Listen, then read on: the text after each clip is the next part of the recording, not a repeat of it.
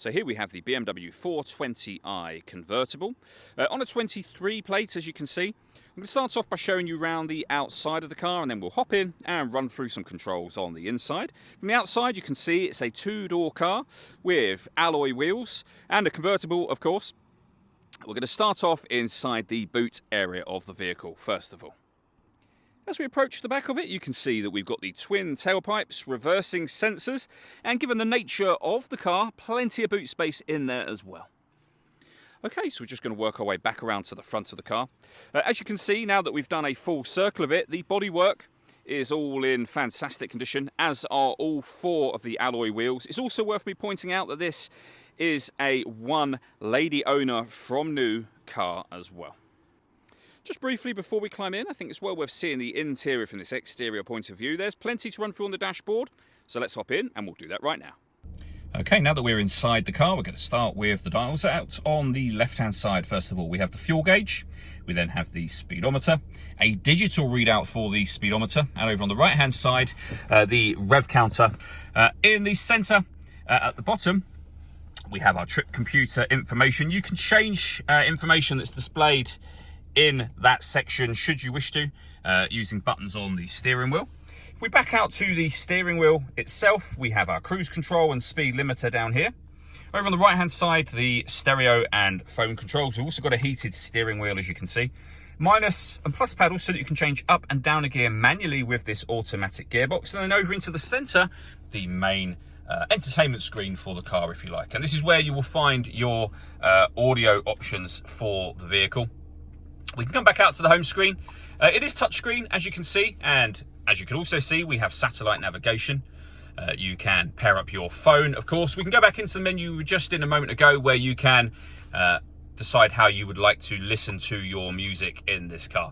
So you can do so via the radio, of course, and Bluetooth audio. Spotify, as you can see down here, you have a lot of options when it comes to music in this car. We've also got our full color reversing camera, as you can see.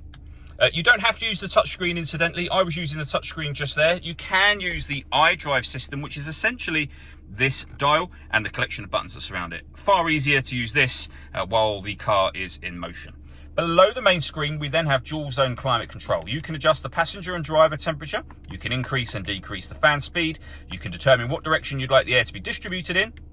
And when you're happy with those settings, you can turn your air conditioning on and off. It's on at the moment, as you can see. You can hit auto. The car will now take full control to maintain those temperatures for you. Press auto again and you'll go back to whatever setting you had that on previously. Particularly important for a convertible, we've got a heated driver and passenger seat, both of which have 3 different settings each, as you can see. Below that, we then have the main volume for the stereo, physical buttons to select radio presets, for example. Storage opens up just here. We have the key inside the car. Just to start the car, you need to make sure the key is in the vehicle, and there's a button to start it, which I'll come to in just a moment. We have some storage just here with wireless phone charging, 2 cup holders, as you can see, 12-volt charging socket, and your USB input as well. The gear lever for the fully automatic gearbox.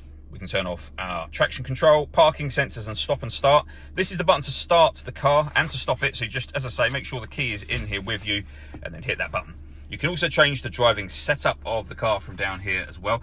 And you can have hot air blowing out onto your neck for both driver and passenger. Again, particularly handy in a convertible.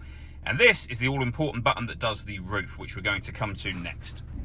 Okay, so if we lift up the button for the roof, the first thing that will happen is that all 4 windows will go down. The tailgate section will open up, as you can see, and then the roof will fold into that section.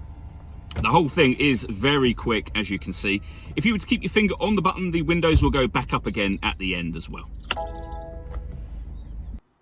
All that leaves me to say is thank you for taking the time to watch this video. If you'd like to come and see this car for yourself and have a test drive, or you'd like a live bespoke video walk around of it, please feel free to give us a call here at Wimbledon Carriage Company. We'd love to hear from you soon.